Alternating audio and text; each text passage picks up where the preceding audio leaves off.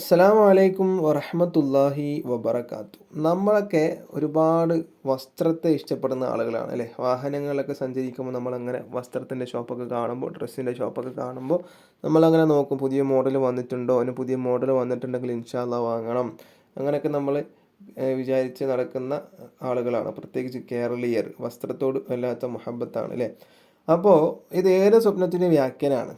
വസ്ത്രത്തിൻ്റെ മേലിലാണ് ഈ സ്വപ്നം അറിയിക്കുന്നത്. വസ്ത്രത്തിൻ്റെ മേലിലാണ് ആ സ്വപ്നം കണ്ടാൽ അതിൻ്റെ വ്യാഖ്യാനമായിട്ട് പറയുന്നത് ഇതാണ് വസ്ത്രം. വസ്ത്രത്തിൻ്റെ മേലിൽ ഒരു വസ്ത്രം വാങ്ങുമെന്നോ അല്ലെങ്കിൽ എനിക്ക് വസ്ത്രം കിട്ടുമെന്നോ എന്നൊക്കെ ആവാം.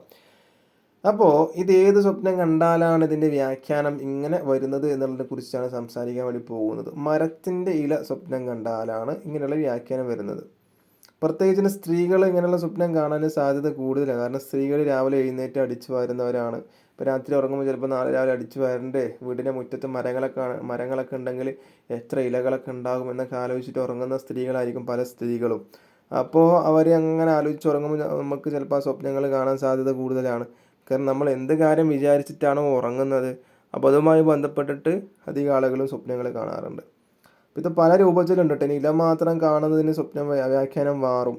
ഇല കൊഴിഞ്ഞു പോകുന്നതിനും സ്വപ്ന വ്യാഖ്യാനം മാറും. എന്നിരുന്നാലും ഇതിൻ്റെ വ്യാഖ്യാനം മരത്തിൻ്റെ ഇല സ്വപ്നം കണ്ടാൽ അതിൻ്റെ വ്യാഖ്യാനം പറയുന്നതായിട്ട് ഒരു കിതാബിൽ പറയുന്നു. ഒരാൾ മരത്തിൽ ഇല സ്വപ്നം കണ്ടാൽ അതിൻ്റെ വ്യാഖ്യാനം വസ്ത്രത്തിൻ്റെ മേലിലാണ് അറിയിക്കുന്നത്. അപ്പം മരത്തിൻ്റെ ഇല സ്വപ്നം കണ്ട എനിക്ക് വസ്ത്രം കിട്ടുമെന്നോ അല്ലെങ്കിൽ അവന് വസ്ത്രം വാങ്ങുമെന്നോ എന്നുള്ളതൊക്കെ ആവാം അതിൻ്റെ വ്യാഖ്യാനങ്ങൾ. അപ്പോൾ നല്ല വ്യാഖ്യാനം തന്നെയാണ്, ഒരു മോശമായ വ്യാഖ്യാനങ്ങളൊന്നുമല്ല. സ്വപ്നവും നല്ല സ്വപ്നം തന്നെയാണ്, അതിൻ്റെ വ്യാഖ്യാനവും നല്ല വ്യാഖ്യാനം തന്നെയാണ്. നമ്മൾ നല്ല വസ്ത്രം ധരിക്കണം, നമ്മൾ ആർഭാടമാവരുത്, ദൂർത്തടിക്കരുത് എന്നുള്ളൂ. നമുക്ക് വേണ്ട ഡ്രസ്സുകളൊക്കെ വാങ്ങാം, ധരിക്കാം, പക്ഷെ ഒന്നും അമിതമാവരുത് എന്നാണ്. അമിതമായാൽ അമൃതവും വിഷം എന്നാണല്ലോ പറഞ്ഞിട്ടുള്ളത്.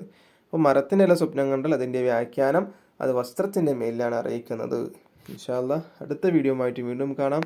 അല്ലാഹു തആല അതിന് തൗഫീഖ് നൽകട്ടെ. അസ്സലാമു അലൈക്കും വറഹ്മത്തുള്ളാഹി വബറകാതുഹു.